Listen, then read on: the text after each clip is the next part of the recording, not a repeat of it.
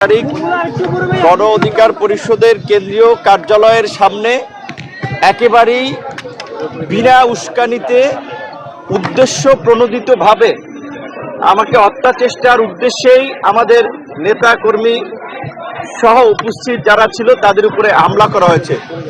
যদিও কিছু কিছু গণমাধ্যম বা মিডিয়ায় এসেছে যে জাতীয় পার্টি এবং গণ অধিকার পরিষদের সংঘর্ষে নুরুল হক নূর আহত হয়েছেন, কিন্তু প্রকৃত অর্থে জাতীয় পার্টির সাথে আমাদের কোনো ওই রকমের ভাবে সংঘর্ষ হয় নাই।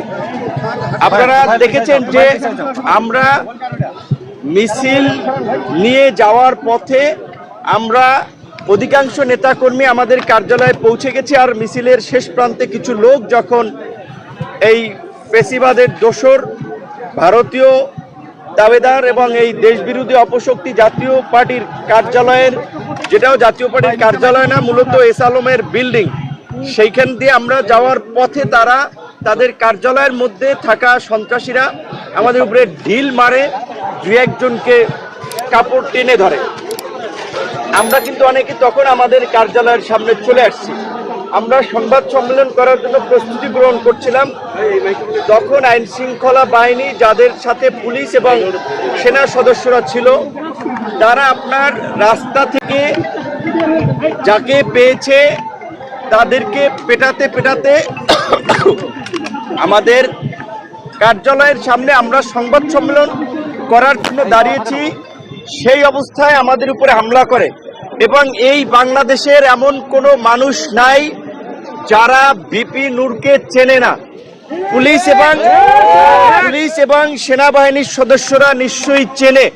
তারা আপনারা দেখেছেন চিনেই কি কৌশলে, কেউ বাঁশ দিয়ে, কেউ মাথায়, যে পুলিশের পক্ষ থেকে কোনো নির্দেশনা দেওয়া হয় নাই। সেনাবাহিনীর অনেকে বলেছে যে সেনাবাহিনীর পক্ষ থেকে কোনো নির্দেশনা এরকম ছিল না। তাহলে এই ঘটনাটা কারা ঘটিয়েছে? ভারত থেকে জিন এসে শেখ হাসিনার জিন নাকি মোদির জিন এই ঘটনাটা ঘটিয়েছে? তাই আমরা পুলিশ প্রধান এবং সেনা প্রধানকে পরিষ্কারভাবে বলতে চাই, আপনারা যদি এই ঘটনায় নির্দেশনা দিয়ে না থাকেন, আপনাদের অধীনস্থ সেনাবাহিনী, পুলিশের ঊর্ধ্বতন কর্তৃপক্ষ যদি এই বর্বরচিত হামলা, যেটা হত্যার উদ্দেশ্যে পরিচালিত হয়েছে, এই হামলা নির্দেশনা দিয়ে না থাকে, তাহলে কারা দিয়েছে, কোথা থেকে এই ঘটনার নির্দেশনা এসেছে, সেই ঘটনার একটা নিরপেক্ষ তদন্ত করে জড়িতদেরকে বিচারের মুখোমুখি করবেন, এটা আমাদের প্রত্যাশা। কিন্তু আমরা দেখতে পেয়েছি, ওই আমরা যে নতুন বাংলাদেশের কথা বলি, কার্যত এক বছরে বাংলাদেশের কৃষ্টি, কালচার, রাষ্ট্রীয় ব্যবস্থার কিছু পরিবর্তন হয় নাই, শুধুমাত্র ভাগবাটোয়ারার ব্যক্তিদের পরিবর্তন হয়েছে। এই যে এই ঘটনার মতো এই মুহূর্তে একটা আলোচিত এবং সেন্সিটিভ ঘটনা, একটা দলের প্রধানকে কার্যালয়ের সামনে এইভাবে আঘাত করা হয়েছে। আমারটা আপনারা মিডিয়াতে গুরুত্ব দিয়ে ফলো করে প্রচার করেছেন। আমি দেশ থেকে সিঙ্গাপুরেও গিয়েছি, কিন্তু আমাদের ছাত্র যুব অনেক নেতারা গুরুতর আহত হয়েছে।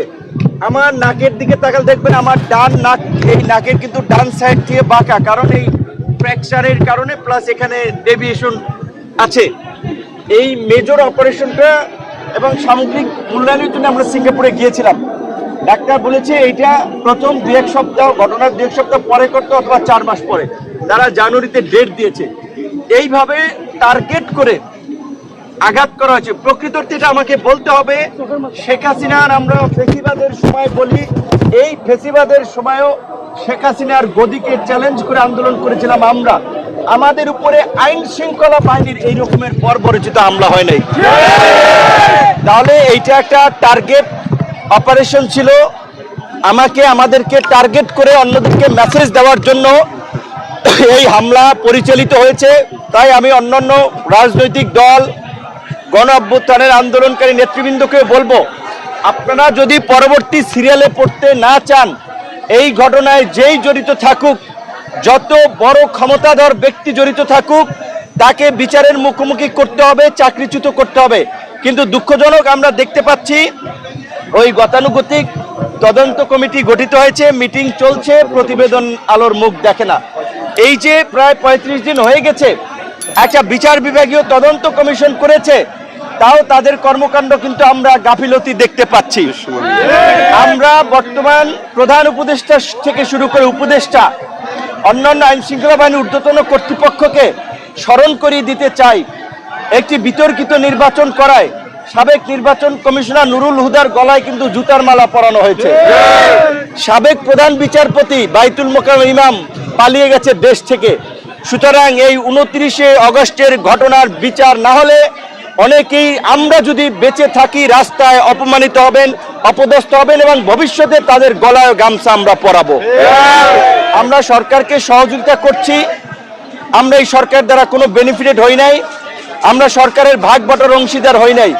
যাদেরকে সরকার ভাগ বাটোয়ারা সমঝোতা করে এই পর্যন্ত একটা পরিস্থিতি তৈরি করার চেষ্টা করেছে, সেটা কিন্তু দেখা গেছে এখন কিন্তু দেশের মধ্যে বিশৃঙ্খলা হচ্ছে, নির্বাচন নিয়ে বিভাজন, পাহাড়ে অস্থিতিশীল পরিস্থিতি। কাজেই এখন যদি একটা সুষ্ঠু নির্বাচন, বহুল আকাঙ্ক্ষিত নির্বাচন, সেই নির্বাচন যদি না হয় তাহলে কিন্তু দেশ আবার একটা সংকটে পড়বে। তো সেই সুষ্ঠু নির্বাচন কিভাবে হবে? একটা দলের প্রধানকে যদি এইভাবে আক্রমণ করে তার নেতা কর্মীদের সহ, এবং দেখেছেন তারপরে আমাদের শ্রমিক অধিকার পরিষদের সভাপতি তাকেও আক্রমণ করেছে গাজীপুরে, তাহলে কি হচ্ছে?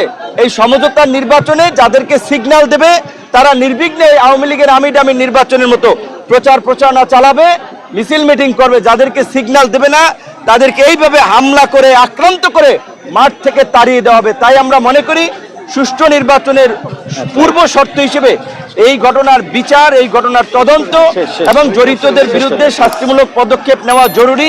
অন্যথায় আগামীতে যে সুষ্ঠু নির্বাচন হবে সেটা আমরা বলতে পারি না।